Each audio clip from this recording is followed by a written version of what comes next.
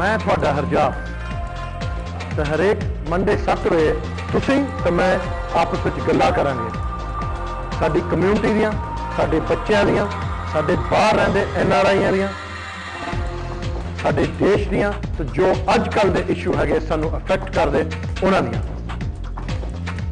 So let's talk with Harjab.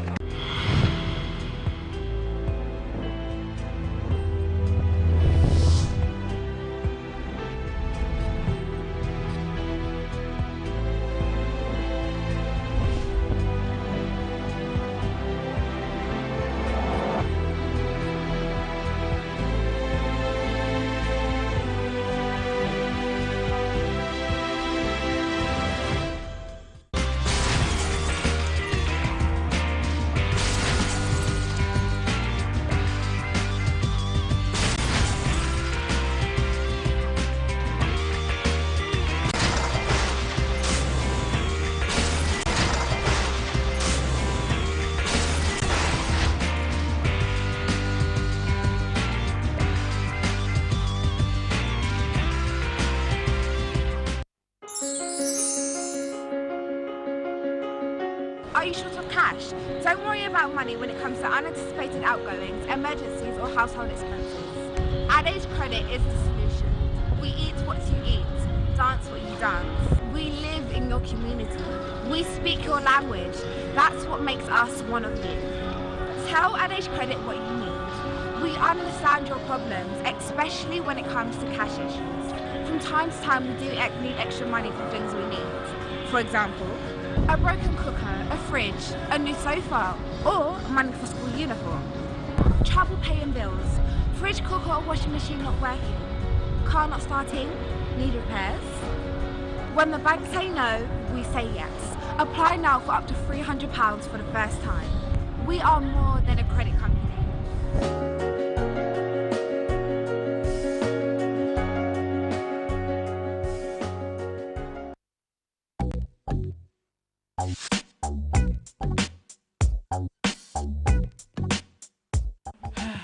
I am Mbappé.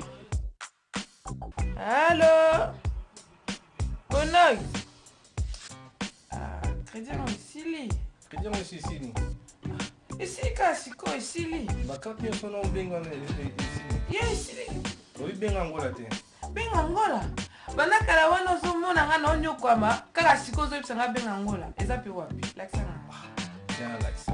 Pona kobenga Congo Kinshasa call eza nango kaka 19 pi ya pamba bandeko na ngai pona kobenga Congo Brazza ezali 29 pi ya pamba pona kobenga Angola ezali 5 pi ya pamba balobi visiter 3 fois www.bengaangola.com.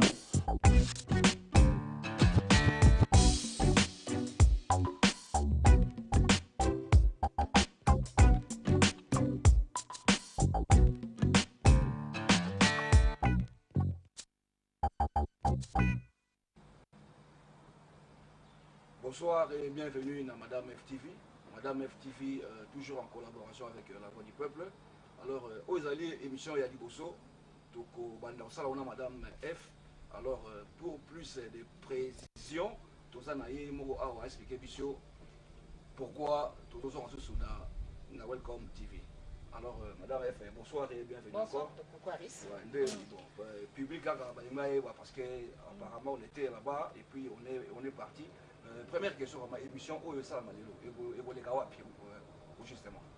Ok, émission où on a appelé en beauté. Et puis mais c'est Gokwaris, bonsoir. Bonsoir. Merci encore de tous en ayo. Oli moi pour moi mais vous êtes toujours ensemble. Toujours. Ok. Ma émission où toujours ça la lelo et au les canal Welcome TV. Ok. N'était pas toi Ebi, tous en qui na Welcome TV. Tout le mois ça fait un bon bout de temps. Je crois que ça là une année en gros. Presque une année. Ouais. Presque une année. Mais entre temps, Coco Aris Nangaï, tu évolues à Cannabis na Ben TV et pas M. Omer Yembes. Chaque samedi à 12h. Alors, les lots au Burlanda et aux autres na Ben TV, des autres na Welcome TV. Et puis, tu as annoncé que tu as la live. Pourquoi tu as na Welcome TV? parce que tozalaki na Welcome TV tobandaki kuna ndenge topesa bino boyebi ba émission tobandaki kosala kuna. Alors mais Coco Harris n'a évité so tunanga pourquoi tolongaki kuna. Ouais, le motif voilà ouais, le motif voilà même un peu plus tard aussi on expliquer parce que ebele c'est demandaki pourquoi bon na sala nino tu comment na loba na ngai lo moté parce que et na mona kango ezaki na nécessaire té. Lelo na répondre parce que zaki place au longola ngai et sa place en zonga pe sa place na expliquer pourquoi na longwaki na longwaki zaki na kana simple raison ezalaki na batumi balé balinga biso tozala kuna te.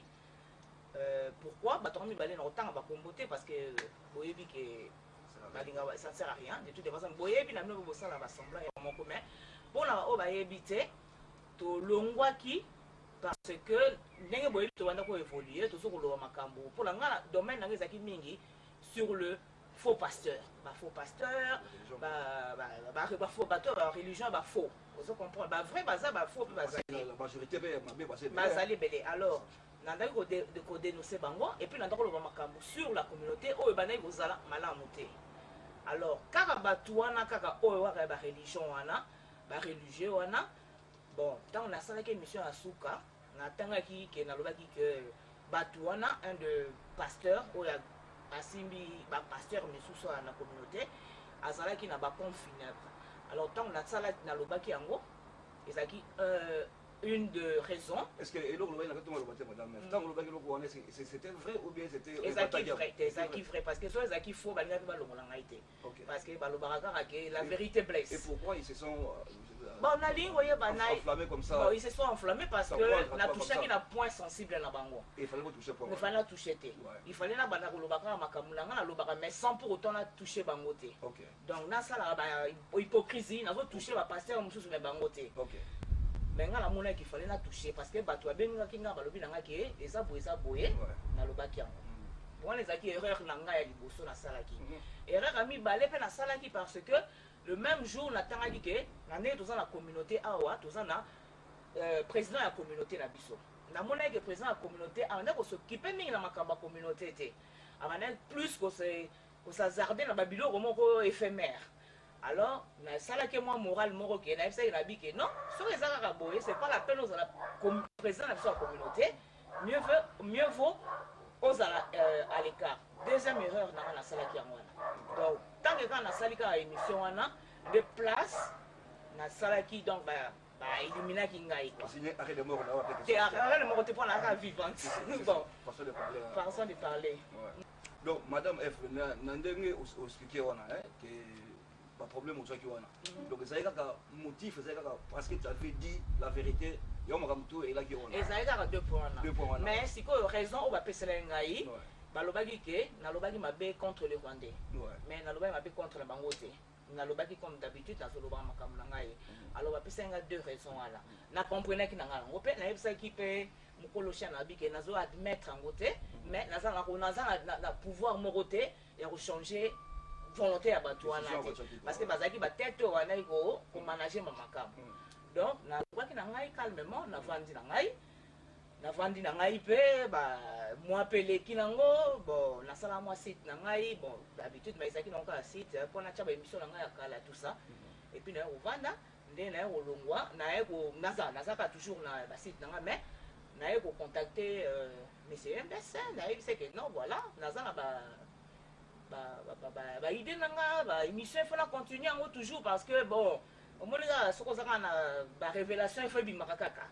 Donc la monnaie est comme c'est tout fait quoi donc il faut qu'il y ait makaka donc na si mais c'est MBC a ebisi nga le bilan nga la bi bon nazana il faut continuer l'émission na ngai so o accorder ngai non na ebisi so o accorder ngai nazana na besoin à 20-30 minutes parce qu'il y a pas exemple ça la appel nous ça na et donc la cause appel 1 heure na été normalement a ebisi non problème zaté so kinga azala na ba émission mi comme ça la te o sa no ba émission na tout ça accorder kingango ndo mona bande pa monsieur MBC na so sa émission na ngai pe na yebisaki na yebisi na bi de na ngesa ka boy est-ce que ça m'a bête ça m'a bête ça la émission na mais ko finga te polémique ça la te donc comme d'habitude nga pe na ça la émission na nga na finga te na polémique ka pété donc nde o moninga na ndako évoluer kuna Donc, la nation évolue toujours dans un problème européen pour la tête. Si comme madame retourne à eux, la question, je veux dire, dans Welcome TV, est-ce que le topic a changé, façon de parler,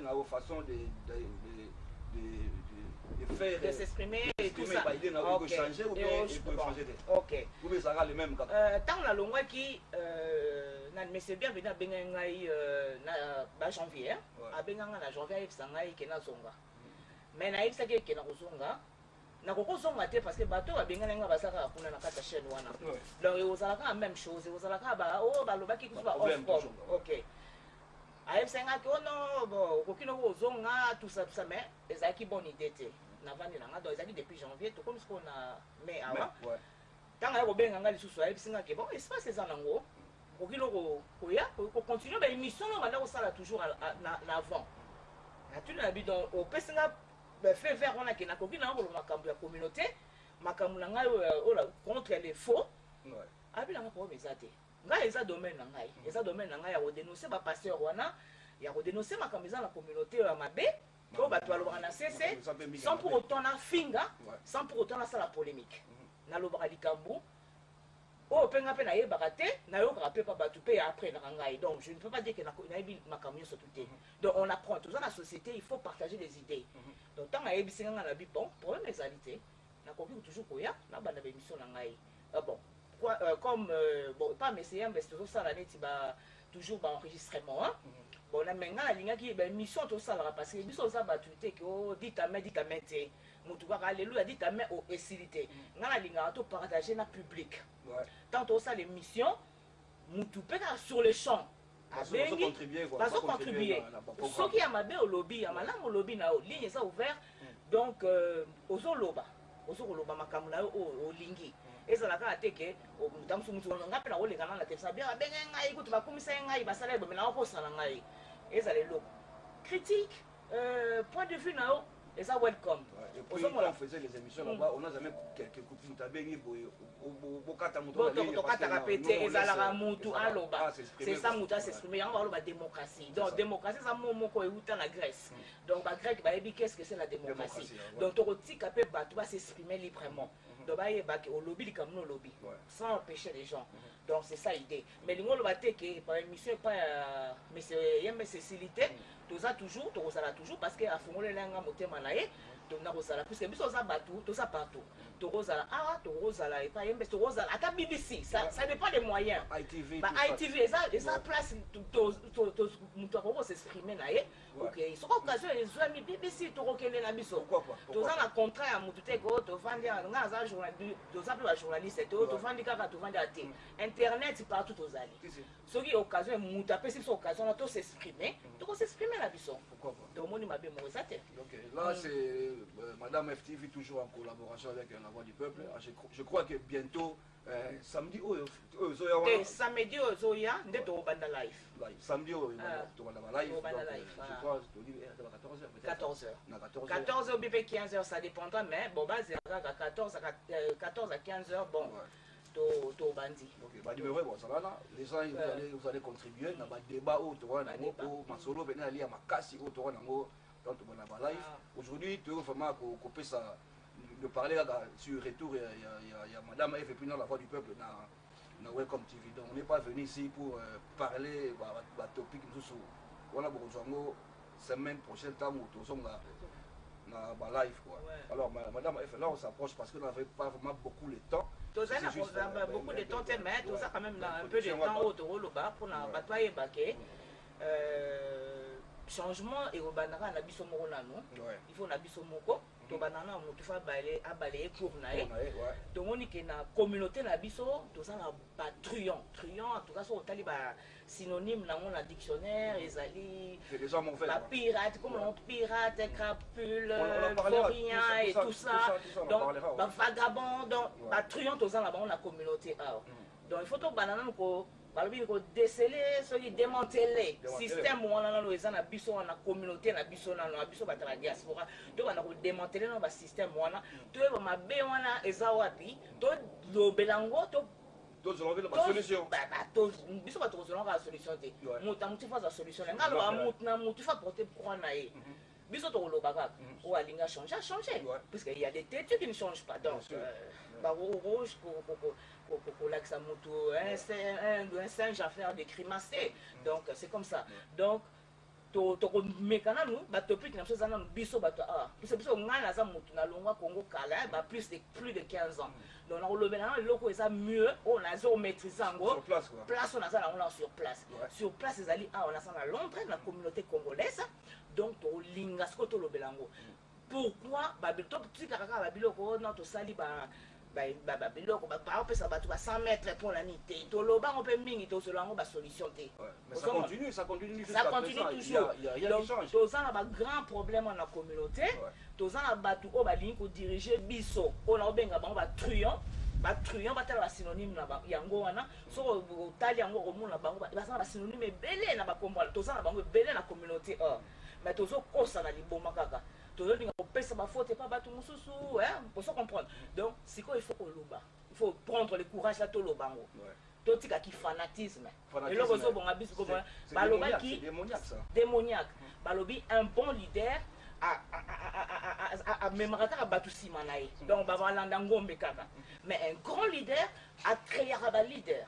Cela veut dire que tout le monde dans la société na biso toza na ba bon leader aza ndenge alika bato balandaki na nsima babetelaki maboko atonisaka sale bakomisaka ye mais soki aza te bato wana nyonso tu bayebi te comment s'en sortir parce que bazaka na besoin moto wana ifo azala kaka toza nango na communauté na biso toza nango mpe na bamboka mais toza na besoin sikoyo ba grand leader pas babon grand great leader ozomona moto oyo ntango aza leader azocreye mpe moto ata oza te me moto atikaka na idéologie nayebi ke sans toi je peux avancer tolobi te biso oza baleader te ne vous trompez pas toza na so baleader te mais biso tozoloba mpe biso ozalaki na baleader na biso moi mon père m'a appris dur entraînement facile combat donc je peux dire que mon grand leader c'était mon père donc moto oluka leader na yo azali nani eloko tozoluka yango wana donc yango wana nde koko aristoli tobo bon leader kaka moto wana il est bon azaka malamu na matanga nyonso ayaka te wana babon kaka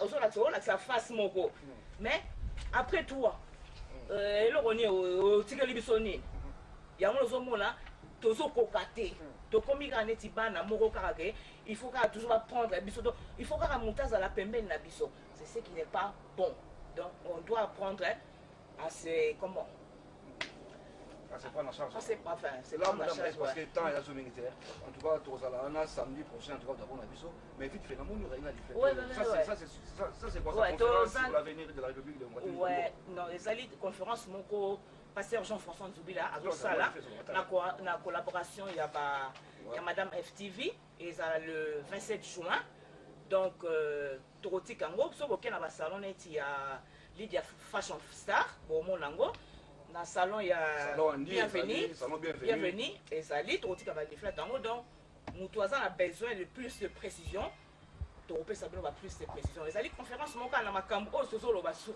makambo nyonso ka tolo ba kana donc so lingi oyeba qu'est-ce qui va se passer les alliés le 27 juin là surtout ça l'émission pe na pasteur Jean-François Nzubila pour Rolanda Bisso. Ok, là on est presque à la fin. En tout cas, on vous remercie de nous avoir suivis. Et puis, tout le monde a samedi. Tout le monde a samedi 14h. Vous avez vous allez live na Welcome TV. Donc, bamituna na bino au bosa na moi besoin retourna. Ligne vous allez ouverte pour benga pour répondre bino. Donc, comme on l'a dit, nous sommes partout.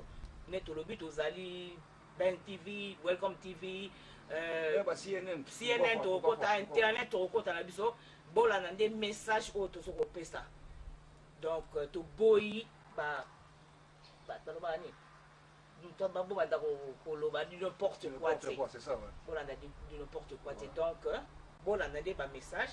Madame elle faisait toujours un message na yona. Oh, elle a na Ben TV, bah, il y a un message on échange en côté. Donc, on va continuer quand le message voilà. Non, bon, la mission sera là-bas. En tout cas, merci encore de t'avoir eu encore. Merci beaucoup Aris. On se reverra avec nos téléspectateurs samedi prochain. Parce que Bazo c'est la maman. Bazo c'est là. C'est la retour. Tu peux c'est quand même en beauté dans la famille la biso nyonso. Voilà, besoin ya kubenga po bayo ka ba pesa pesa ba boule. Ah ben oh obenga bengi soko bengi peut-être bon. Aucune peine si mandat coûter. Moi je remercie tous les membres de ma famille. Et puis je remercie mon coiffeur personnel, à salon bienvenue, la Islam. On a esprit à démon à vieillesse, donc quand même, on doit comme si quelqu'un m'a toujours jeune, à salon bienvenue.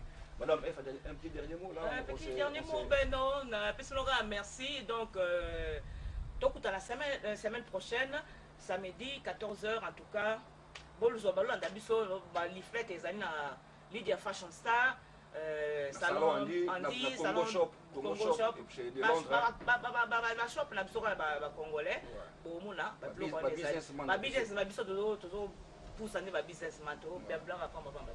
ok. Merci encore. À la prochaine. À la prochaine. Bye Bye bye. bye. Bien aimé dans les Seigneurs, tout peut se venir monter dans la communauté Christ. Merci tout le monde qui image à bande Konabiso, Madame F avec Coco Harris. Donc bazongi na kati na chaîne Nabiso Welcome TV. Alors na ebike bande ke belé ba sepeli bande ke belé ba sengaki keno. Madame F azonga pa pesaka ba message na ya communauté. Alors nzambe vraiment pambola bango. Madame F nzambe azui lokumu na ndenge ozongi na kati ya Welcome TV. You are welcome back na chaîne Nabiso oyo ya Congo TV RDC. Alors ezana bande ko mususu même peut-être ba mona ke eza mabe pour Madame F azonga na chaîne mais na oyebisa bande ko ke oyo ezali chaîne eza apporter à tout le monde ou azana besoin ya message na ye. Alors je suis pasteur position na ngabino nyosu boyebi moto nyoso aza pembe nanga aza moto alinga mboka aza moto yo ako loba mabe ya mukonzi ya mboka te position olingi mboka na yo ozala pour mboka na alors moto nyoso azala kati na chaîne oyo ali moto yo azo supporter mboka na ye Congo. Nous sommes des Congolais. Je suis pasteur ndé na lobi ke mutu moko te na kati na Angleterre awa oyo azali pasteur nazo fungola pepe congolais a fungola matoyi oyo aza contre gouvernement en place azate donc ba pasteur nyo surtout donc baza ba collaborateur ya gouvernement en place donc bino mo boye bande nezali mais ngai na se présenter na bimi clairement que nazo collaborer ndenge ngamona na bengi kinga ba collabo donc mututu oyo aza pembe na ngai alingi mboka la ngai nde to tambo na ye alors na pesi merci na ba ndeko oyo bazo soutenir vision oyo naza nango et puis na pesi merci mingi pe so na bandeko oyo ba koti na site na biso na tanga ba komo na bino mande parce que naza na tamuke lelo za samedi ba image eze belé oyo bandeko sengi batala ndenge mboka ezotambola. Alors na pesi merci na maman ambassadrice na biso alors communiquer ya ambassade comme d'habitude des alika ke bandeko boki ne ko s'enregistrer pour na koza ba carte consulaire na biso ezali malamu pour na toyeba autant de Congolais toza combien na kati na Angleterre awa et puis deuxième des points ezali ke eza malamu mingi pour na biso o toza na kati na diaspora pour na toyeba pe ko voter dans l'avenir élection ezoya na 2016 na mboka na biso et au senga pe bato na diaspora awa to voter yango et au senga na biso étant que Congolais oza muto obotami na Congo okoza British mais kene ko s'enregistrer pour porter quelque chose na yo na gouvernement oyo eza en place na Congo. Et troisième des choses ezali bien pour na yo ozali ressortissant oyo obima na mboka oko kende kisasa oza nationalité britannique pour nous ça likamuna yo et ko edo yo pour na kofuta ba taxe ya moins cher et puis eza pesu bien pour na ba na biso o babotami awa un jour ba kokuta na malikamo be osenga ke non ko pouvoir identité n'étant que congolais yo soko ozaki parent okene ko s'enregistrer au pesi comme bana na yo et puis bana na yo wana tamba ko checker na kati na computer na biso na ya mboka na biso ba mona réellement que ba no bazaba congolais alors eza malamu alors nazo pesaka message na peuple congolais ezo senga na biso étant que congolais to telema alors lelo na ko prêcher vraiment te na yeka na fungola miso ya peuple congolais alors nazana ba image musu na relaxa bato lem su peut-être ko choquer bino mais il faut na la kisa yango poto yeba esikani to wuti ezala bandeko ba benga nga bandeko batini ba texte message ebele ba message na zoki soki 2200 mais na ko aussi ça mais on a 6 na obande ko mususu bazo continuer toujours ko insister que tout le bilaka maramba fausse commune aussi to lobaki yang fausse commune na zo sa congolais eza fausse affaire eza likambo ya kolobela yango te yango moni naza na bandi moko na relaxa awa oyo journaliste na biso ya kin oyo na kombo ya Barbara Nzimbi journaliste ya kitoko ya mayele aosala musala ndenge sengeli donc lelo na kati na poto bakomona ye aza ko présenter émission oyo asalaki ye na la mère Mende a posé ba question ya makasi et puis la mère Mende a éduqué pe ba congolais pe na ndenge ya bien et puis la mère Mende pe a fungoli pe ba congolais misu pour na to comprendre que ezaka bitumba ya ténèbre na lumière bato ya mabende bazo bundisa biso nazolo ba malembe parce que na lingi mutu nyo za fungola matoyi na ye likambo wana ya fausse commune alobela kango ba mikoele kaka ke fausse commune eza biloko ebanda na tango ya ba belge wana ko to botama nanu te to botami to kuti yango ezalaka nango et puis siko fausse commune wana basala kango bakundaka pe bato eza bo na tango na biso to kola babana benga ngo bibembe ya leta ebembe ya leta eza ebembe oyo mutu askoki ko sipote te asundoli ebembe na lopto congolais fungola matoyi na yo fungola misu na yo na kati na mboka na biso basundola ka bibembe à chaque fois lelo za na batu bazo sala ba émission na ba internet ba journaliste so pe ba présentateur je vous plains bozo que nous discuter makambo ya fausse commune oboyebi que même na poto ezali je vous plains bozo zo temps bien ko expliquer oboyebi ke na kisasa même batu ba abandonaka bana même na kati na toilette boyebi yango bozo ko expliquer oboyebi ke na tangu ya ndeko ya président na biso Mobutu babana ke no boka bibembe na kati na fleuve Congo boyebi yango et puis na koloba likambo ko choquer bino boyebi mutu oyo azalaki chargé ya fausse commune na tawana aza un des leaders na bino o azo chabino na mobulu o chabino na confusion yenda azalaki chargé ya fausse commune na ta Mobutu siko na ta Mobutu babanda ko kunda bat na fausse commune misusu pezaka na kata fleuve me bolobela yango te siko mutu aza chef na bino abata misoki wapi yende mutazalaka chargé nango siko azoko ambuye bino ye mutu wana moi je me plains na vana na ye to vana na kati na église ya pasteur changu na bombi komunye na France to vanda to sala speaking ensemble mais nazo kama ndinga zo mema congolais na distraction azo mema congolais na confusion et pourtant ye avandi wana zamba aliaka ndenge nini botu na ina na futaka ye botu na ye bambongo yazwaka eutaka wapi alors batu wana bazoko ambuye bino pour rien alors congolais to comme na ta oyo eza secret na zo bisa peuple congolais ceux qui to lingi mboka na biso ezala bien po mboka zo comme bien na ba congolais bota bino moko nanu ke ba journaliste na biso na kati na Congo bazo bima lokola baza na poto banzela na kati na Congo ekomi kokoma lokola na poto batu na kati na Congo bazo koma lokola batu baza na poto ba pasteur na Congo baza la bien koleka ba pasteur a poto pourquoi parce que bazo supporter gouvernement en place yo pozo landanga soko lingi olongwa na stress banda ko supporter gouvernement en place olingi ko olongwa na stress banda ko supporter chef d'état na yo pour ceux qui ozo supporter chef d'état ba vie wana bakokosaka bino lisusu te ba vie wana bakokosaka bino lisusu te dango omoni bazo oya mayele azo yebisa bino bokene na dialogue parce que ça mayele akomi na plus de 80 ans alingi te bana na ye bakene na perdition parce que bozo bundana mupepe babundanga na mupepe te et puis ce ko lingi mboka ya Congo te bima na kati na Angleterre parce que na kati na mboka oyo balinga mboka na biso basipotaka mboka na biso soko lingi Congo te bima na Angleterre soko lingi pe chef de l'état te bima na Angleterre voilà pourquoi congolais ceux qui to lingi to za la bien banda ko linga mboka na yo linga chef de l'état na yo okomona ki ténèbre oyo bato bazana ngo po zana bandoki bakomi ko ambuye bato na likama mboka alors na lobaki yango dernièrement que mabele ezalaka mabele ya mutu te eza mabele ya nzambe nzambe achaka mutu oyo ye moko lingi na tête ya mokili wana poza mabele na ye lokola za mabele na ye nzamba poni acha notre chef de l'état